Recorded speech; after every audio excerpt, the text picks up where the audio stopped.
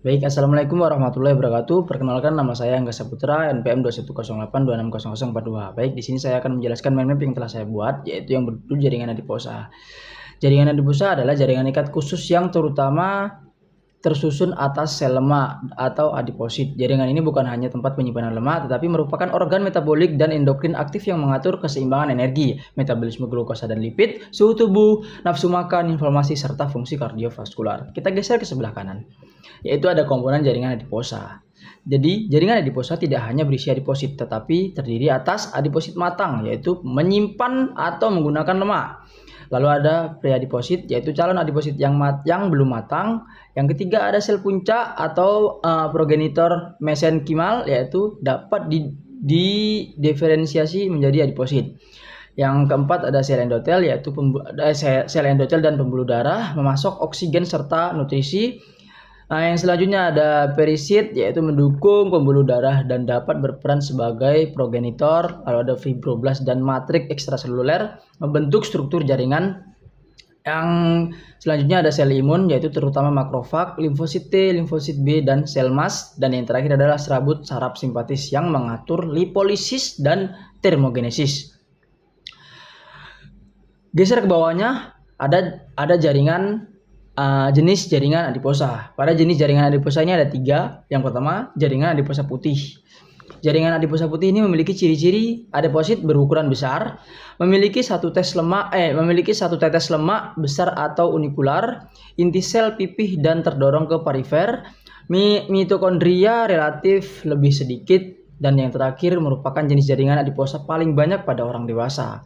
Untuk fungsi jaringan adiposa putih ini menyimpan energi dalam bentuk trigliserida, melepaskan asam lemak bebas dan gliserol sel tubuh saat tubuh membutuhkan energi, menghasilkan adipokin, melindungi organ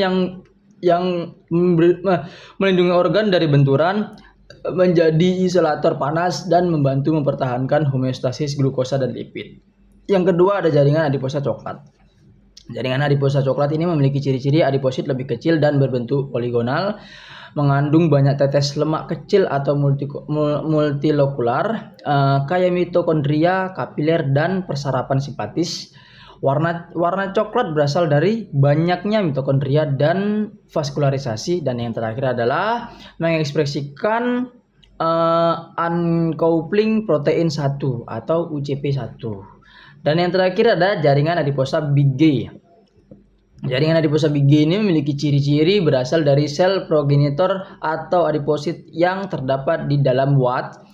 Lalu yang kedua, dalam keadaan tidak aktif menyerupai adiposit putih.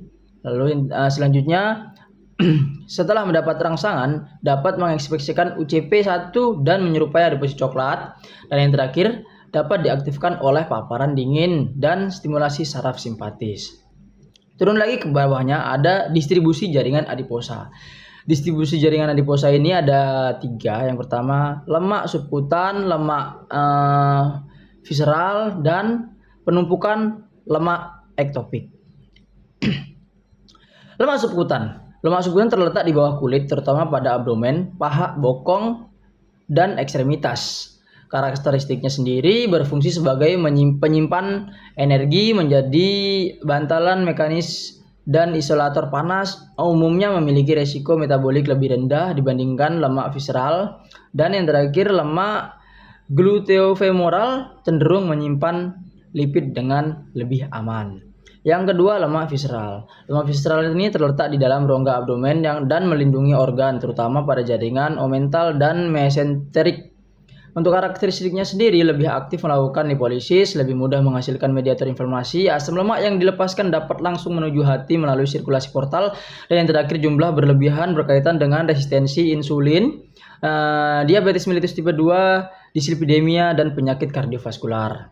Dan yang terakhir adalah penumpukan lemak ektopik. Terjadi ketika kemampuan jaringan adiposa untuk menyimpan lipid telah terlampaui, sehingga lemak menumpuk pada organ non-adiposa seperti hati, otot rangka, pankreas, dan jantung. Pada hati, dia akan berubah menjadi sintesis hati atau MASLD. Untuk otot rangka, dia menjadi resistensi insulin. Pankreas yaitu menjadi gangguan fungsi sel beta, dan jantung menjadi gangguan fungsi miokard. Geser ke sebelah kanan, yaitu geser sebelah kiri bagian atas, yaitu ada fungsi utama jaringan adiposa.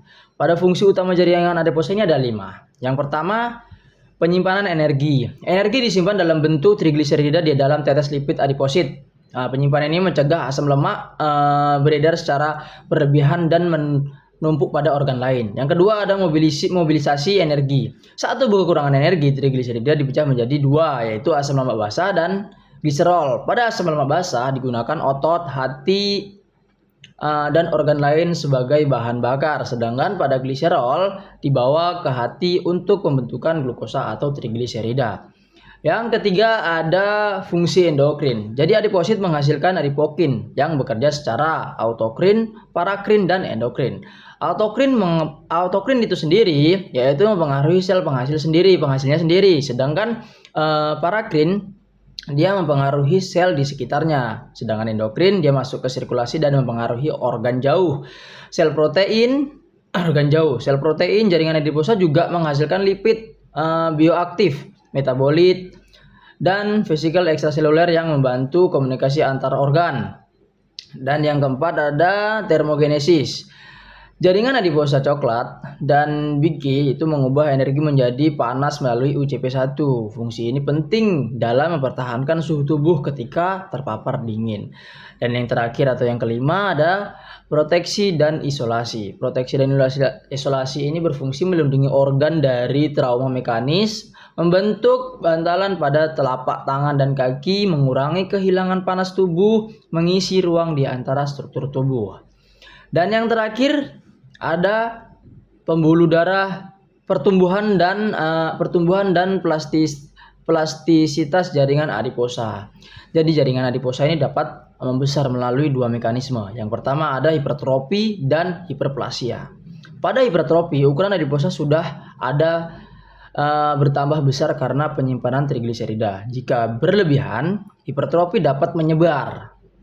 Contohnya dalam kebutuhan oksigen meningkat, hipoksia relatif, stres retikulum endoplasma dan oksidatif, kematian adiposit, infiltrasi makrofag dan inflamasi serta resistensi insulin. Sedangkan pada hiperplasia, jumlah adiposit bertambah melalui proses adipogenesis. Sel progenitor berkembang menjadi preadiposit, kemudian menjadi adiposit matang. Lalu proses ini terutama dikendalikan oleh faktor transkripsi PPAR dan C atau EBP alpha. Mungkin itu saja yang dapat saya sampaikan. Untuk referensi atau pacuan yang saya pakai sudah tertera pada mind map ini. Kurang lebihnya saya mohon maaf. Saya akhiri. Wassalamualaikum warahmatullahi wabarakatuh.